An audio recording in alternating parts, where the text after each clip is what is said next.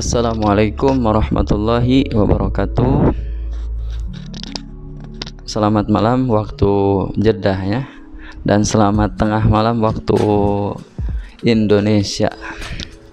Karena bedanya 4 jam ya. Jadi saya di sini mulai dari jam 10, mungkin di sana 11, 12, 13, 14, jam 2. Gak apa-apa, kapanpun nontonnya, mudah-mudahan ada manfaatnya. Pada malam hari ini saya sedikit akan membahas ya, ada beberapa hal ya yang mungkin orang terlalu naif, mungkin dari karangan pemuda-pemuda yang disebutnya pemuda tersesat gitu ya, sebagai gimmick-gimmick yang lucu ya, dan itu menarik, sebenarnya menarik. Namun perlu diketahui ya, sampai sekarang saya bertanya kepada orang itu dan dia masih menanyakan, kok bisa Nabi Muhammad SAW menikahi anak sekecil Siti Aisyah yang usianya 9 tahun. Jadi orang ini masih memakai logikanya. Jadi dianggapnya itu Nabi Muhammad itu nikahin anak kecil, udah itu dibawa langsung berjima gitu. Jadi itu yang dipikirin mereka. Yang dipikirin tuh ya nikahin anak kecil ya berjima gitu. Ya itu mereka nggak paham gitu. Udah gampang lah, kita buka aja di kitab ini aja, Fathul Qorib aja cukup. Atau mungkin di sebelum ke Fathul Qorib, ini terlalu besar kalau ini. Di kitab Safinah itu udah ada ya, alamatul bulughi salasun tamamu khamsa asarata fi dzakari wal unsa litis isinin wal haidu fil unsa litis isinin. Bahwasanya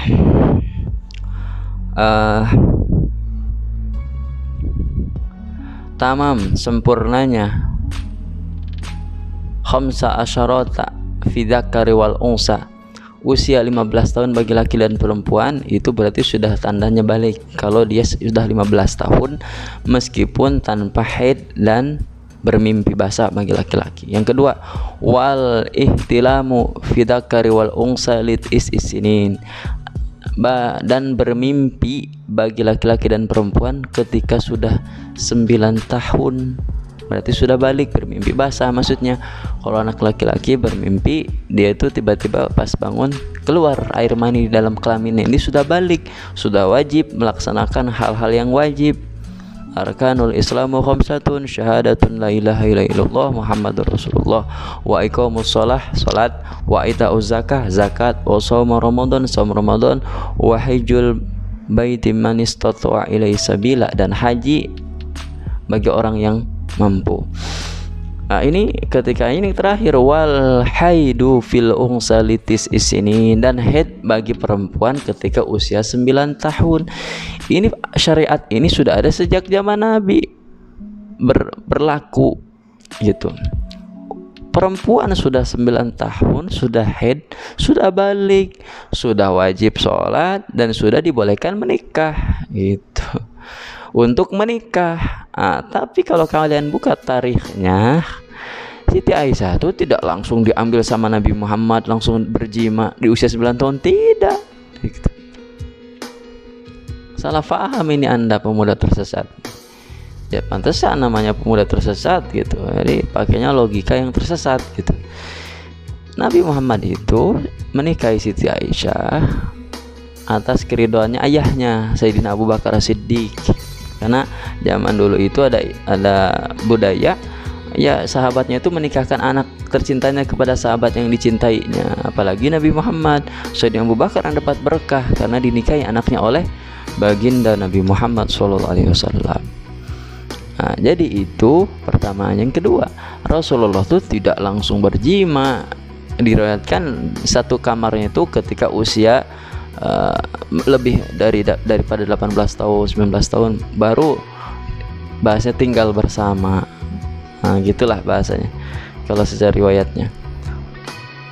Dan itu kita tidak mengetahui hal-hal lebih dari itu gitu. Dan kita meyakini Rasulullah itu seorang yang mulia gitu. Tidak mungkin melaksanakan hal-hal yang hina gitu. Itu adalah sifat mustahil bagi seorang nabi gitu ya. Jadi harus paham dulu kalian Anda pemuda tersesat. Takutnya benar-benar tersesat gitu. Kalau untuk gimmick bolehlah, tapi kalau untuk ya kalian tuh jadinya konyol aja. Naudzubillah, nanti benar-benar tersesat nanti. Nah, ini saya akan membawakan pendekatan semua hal yang kalian bahas semuanya bagus, mulai dari Rangga Sasana yang dibahas di podcast Om Deddy, terus hal-hal yang kekinian lah bagus, dengan cara-cara kalian bagus, penyelesaiannya bagus.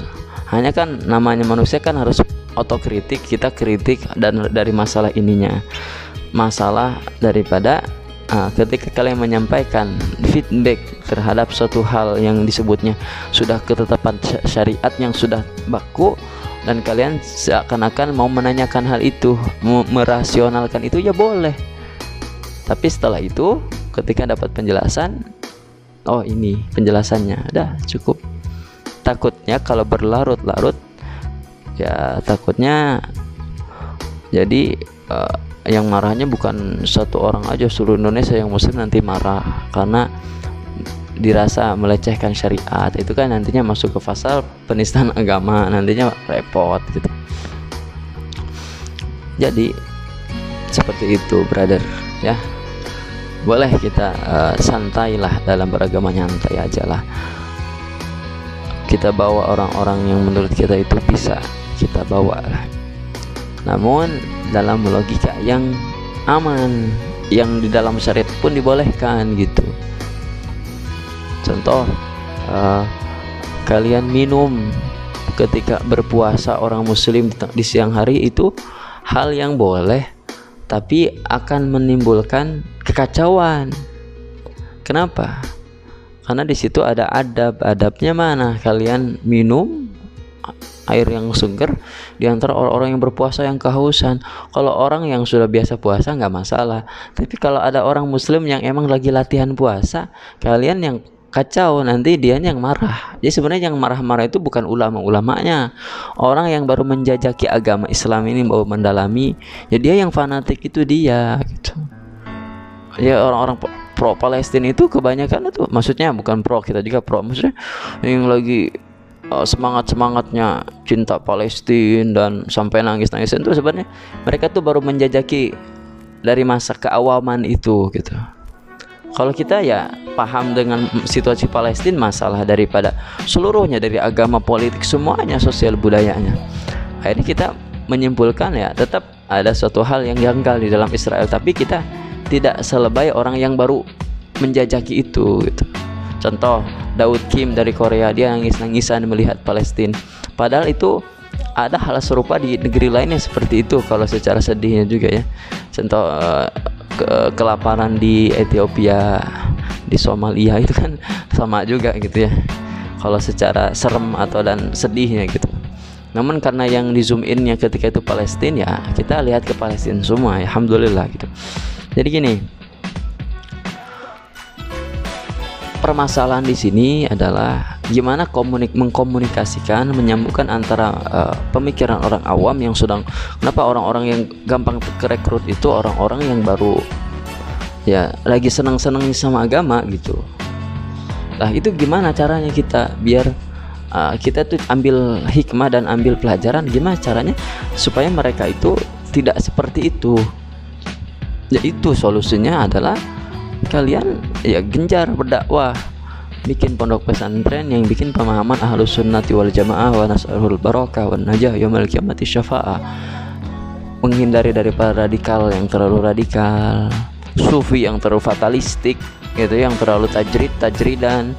Gak usah usaha ini kita udah makom tajrid, itu terlalu langsung ke makom tinggi itu. Orang-orang baru belajar Iqra sudah mulai belajar tasawuf tingkat tinggi, kan itu bahaya juga. Dan ada juga yang terlalu berlebihan radikalnya, masuk ke orang-orang Wahabi, nanti Salafi yang tidak terkontrol. Dan ini tugas kita. Nah ini Coki ya, khususnya Coki ya, kalau muslim mungkin udah rada paham dikit lah karena dia muslim. Itu ada Coki, ada aliran Islam itu, contohnya madhab Islam itu unik.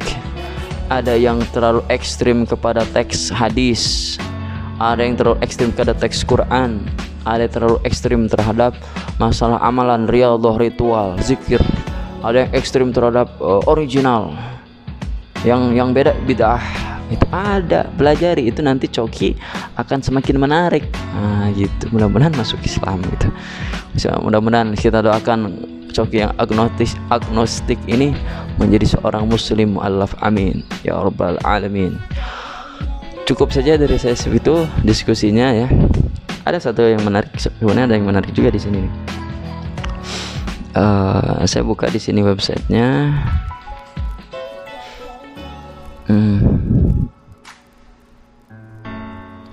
Rangga Sasana itu ya, Rangga Sasana. Jadi punchline-punchline-anan gitu. Setiap kata-kata yang dia sampaikan kan tenang ya. Meskipun saya jujur aja, menurut saya itu hiburan aja lah. Tapi loh, kalau orang yang sering baca sejarah, apa yang disampaikan oleh Rangga Sasana itu adalah apa yang kita baca dulu gitu. Gini ya. Makanya orang-orang tuh simpatik sama dia, selain daripada etikanya ya, kalau dia selalu dengerin orang itu, setelah itu dia mempersilahkan orang yang berbicara, langsung dia juga berbicara, dan orang tuh terfokus dengan pembicaraannya dia, dengan plus dengan pengetahuan-pengetahuannya dia. Jadi gini, apa yang disampaikan Rangga Sasana itu sebenarnya ya ada ngasalnya, ada, menurut saya ada ngasalnya, ada yang mungkin dia ambil dari kitab apa gitu, yang antah berantah dari pengarangnya siapa saya juga nggak tahu ya. Saya mau diskusi kepada Lord Rangga Sasana masalah dia itu sumbernya dari mana sih bukunya gitu, dan itu pengarangnya siapa, itu seorang pengarangnya itu seorang sejarawan kah, seorang yang emang terkenal dalam ilmu dalam karya ilmiahnya kah, atau emang kalau seperti ada kisah-kisah seperti kisah-kisah ya fiksi gitu. Kalau dalam itu fiksi itu maksudnya cerita para Yahangan, Corban Nagari, Negara Kertabumi. Maksudnya ini ada Sunan Gunung Jati yang terbang berbulan-bulan kembali lagi, itu kan maksudnya secara rasional kan fiksi untuk menurut itunya. Akhirnya takutnya baca kitab itu gitu, akhirnya dia praktekkan ke masyarakat, ya jadi hiburan lah gitu. Makanya jadi rame gitu, jadi menarik gitu, karena itu ada sumbernya. Tapi ya itu menurut saya itu kalau fiksi itu ya tidak bisa dijadikan sebagai sandaran dalam berdalil gitu, memberikan dasar-dasar itu. Bahkan ada, kalau orang ada beberapa fiksi yang menurut saya ada rasional juga. Contoh pertemuan Prabu Siliwangi dengan Sayyidina Ali, kok bisa fiksi? Menurut saya itu bisa dirasionalkan. Sayyidina Ali itu usianya itu masih 19 tahun ketika Sayyidina Abu Bakar memimpin, beda jauh. Dan ketika pemimpinan Sayyidina Ali udah usia sudah usia menginjak 70, ya tidak menutup kemungkinan ekspansi Islam itu sudah masuk ke Nusantara. Dan ketika di Nusantara itu kakek moyangnya daripada Sunan Gunung Jati adalah Prabu Siliwangi, karena Prabu Siliwangi itu sejamannya sama Syekh Nurjati.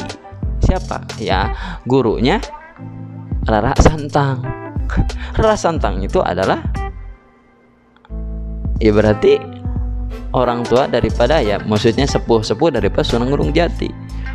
Itu kan bisa merasionalkan hal yang fiksi itu. Tinggal kitanya aja yang intinya inilah, Rangga Sasana itu sebagai hiburan pengetahuan, sebagai kritik terhadap pemerintahan ya, yang mungkin sudah mungkin seperti ini kacaunya gitu. Jadi terlalu terlalu sembrono, akhirnya muncullah kata Allah ketika zaman itu, ya gila yang muncul orang gila, orang stres yang muncul orang stres itu. Kita orangnya soleh, pemimpinnya soleh, rakyatnya soleh juga. Nah, tinggal kita usahanya gimana untuk mencapai target itu gitu. Ya cukup dari saya, mudah-mudahan ada manfaatnya. Wa ma taufiqi illa billah, alaihi tawakkaltu wa ilaihi unib, wallahul muwaffiq ila aqwamit thoriq. Wassalamualaikum warahmatullahi wabarakatuh.